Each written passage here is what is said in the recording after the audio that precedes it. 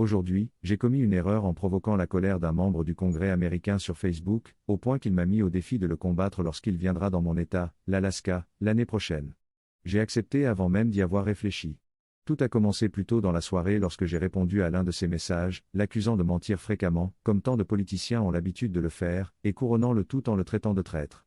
Nous avons ensuite eu un bref échange et il m'a lancé un défi. Il veut que nous nous affrontions sur un ring ou dans un dojo. Je lui ai dit de m'envoyer un message avant qu'il n'arrive pour que nous puissions concrétiser ce projet. Je ne sais pas si je suis dépassé par les événements ou non, mais je ne suis pas prêt de reculer. J'ai une formation superficielle grâce à mon passage dans l'infanterie et dans les forces de l'ordre, mais il a une formation similaire. Bien que je doute fortement qu'il passe à l'acte, je ferais mieux de commencer à m'entraîner légitimement, au cas où. Jamais je n'aurais pensé qu'il réagirait, et encore moins qu'il me mettrait au défi de me battre comme si nous étions au XIXe siècle, mais nous y sommes. Je peux fournir des captures d'écran expurgées dans les commentaires pour preuve si les mods l'autorisent ou je peux leur fournir des captures d'écran s'ils veulent vérifier. Trop long. Je n'ai pas lu, j'ai suffisamment énervé un membre du Congrès américain pour qu'il me mette au défi de le combattre en 2022 et j'ai accepté.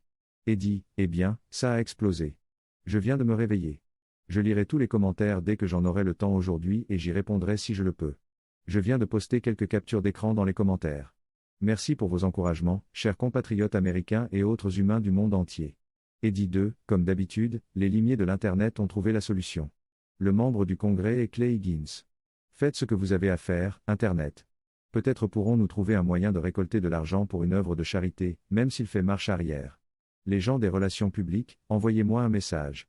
Je ne sais pas trop comment procéder, mais je suis prêt à m'entraîner et à faire en sorte que cela se produise pour une bonne cause. Eddie 3, voici une brève mise à jour, j'ai reçu des messages de quelques personnes chargées des relations publiques et d'entraîneurs, et nous verrons bien où tout cela nous mènera. De manière réaliste, je pense que Clay va continuer à ignorer tout cela car de nombreuses personnes ont mentionné que c'est son mode opératoire et apparemment ce n'est pas la première fois qu'il défie les gens pour un combat sur les médias sociaux. Mais je m'entraînerai quand même, car ce sera amusant et bon pour moi.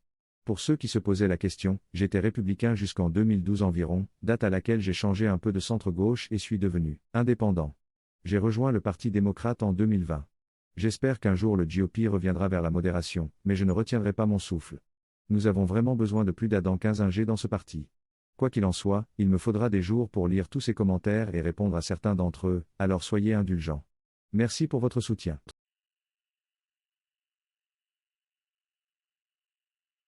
Aujourd'hui, j'ai fait une erreur en pensant que mon petit ami me trompait. C'est ce qui s'est passé lorsque nous avons commencé à sortir ensemble.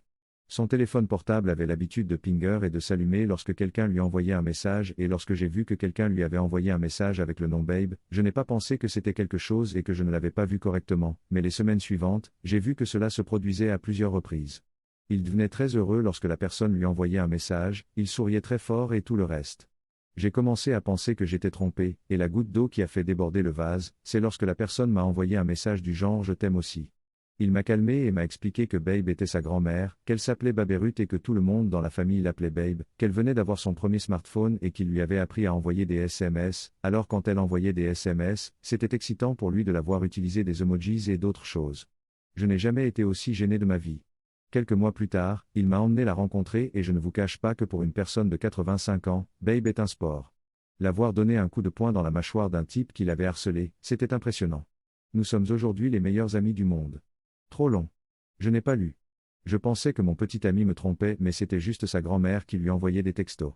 Mon premier prix. Merci beaucoup, gentil inconnu, tant de prix à. Merci beaucoup.